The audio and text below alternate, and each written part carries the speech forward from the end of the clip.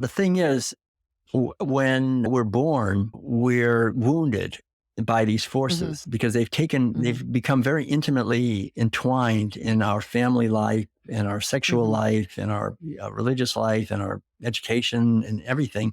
They've worked their way in. So I think that's the thing. Like if you look at the way birth is done on a dairy, like a little baby cow is born on a dairy, it's violent in the sense that as soon as the baby's born, the baby's taken away. It's like, I own you, I own your baby. I'm going to inject the baby now with a bunch of vaccines, a bunch of medications because I want to use her for my, profit. So it's all about dominating and exploiting the offspring. And quite honestly, I think if you look carefully at the way birth is done in our society today, it mirrors Hmm. what's done, the Hmm. way It it's done on the does. dairy. I mean, there's a It does. lot of violence that is in the birthing process of separation of the baby from the mother. I saw this video during the pandemic era where the hospital administrator was saying, well, as long as the baby, because the mother didn't want to have the baby have any medications or anything, and the hospital administrator was saying, as long as the baby is inside you, it's your baby. But once the baby comes out, that's not your baby anymore. It's, that's it Wow. exactly mirrors what, on a dairy. It. And Uh, so as little kids, we are wounded by chemicals. And it's well understood, for example, like most of the water in the United States is fluoridated. Now, the studies show clearly that this toxic chemical, fluoride, it attacks our intelligence. It reduces the intelligence of human beings. And we have whole armies of scientists who are working to reduce the intelligence of animals because when you have animals that they just kind of sit there and they don't get frustrated and bang their head against the bars because they can't move or peck each other's eyes out because they're all crowded when they just kind of sit there completely in a unintelligent because stupor. they've been bred that way and they've been drugged that way. Hmm. That's good for business. That's more profitable. So we have to understand that if we're going to insist on going to the store and paying for meat, dairy, and eggs that come from animals who have been dumbed down so they'll be more profitable, we shouldn't be surprised that our own children are being dumbed down so they'll be more profitable Hmm. for the same forces Yeah. because it's the Yeah. bankers that own all these corporations. I mean, if you look at BlackRock and these gigantic asset holding companies, they own the pharmaceutical industries, they own the meat and dairy industries, they own the media industries, they own the entertainment industries, they own the universities, they own the governmental agencies, they own everything.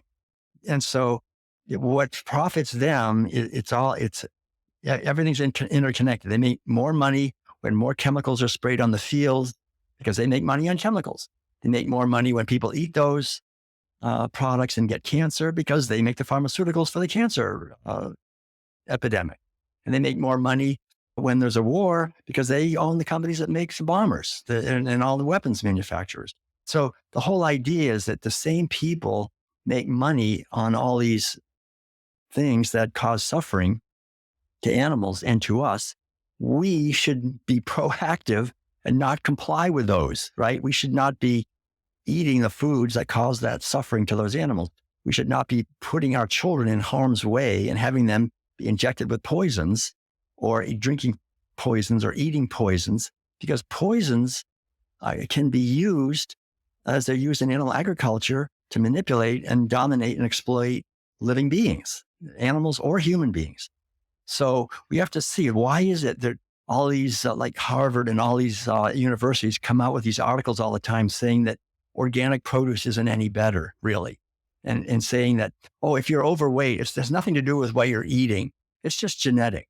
I mean, of course, the universities are bought and owned by the same powers. They want us to have no power, to have no control, to not take responsibility for the quality of our food, to not take responsibility for the quality of our health, to not take responsibility for the quality of our spirituality and relationships.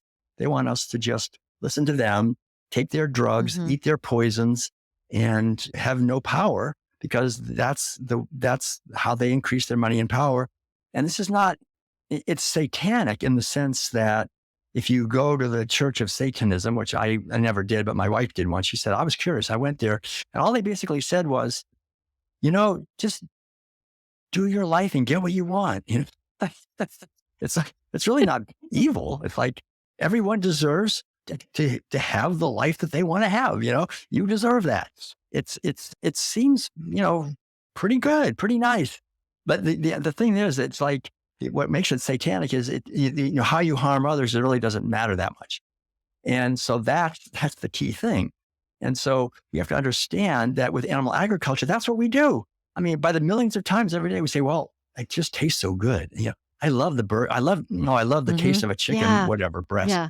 I mean, we're getting our pleasure from the suffering of others. That's satanic. I mean, that is diabolical. That's the nature. That's the essence of it. So we're raised in a society where we're wounded into being satanic in what we're doing. And we shouldn't be surprised when there's beings that are doing that to us.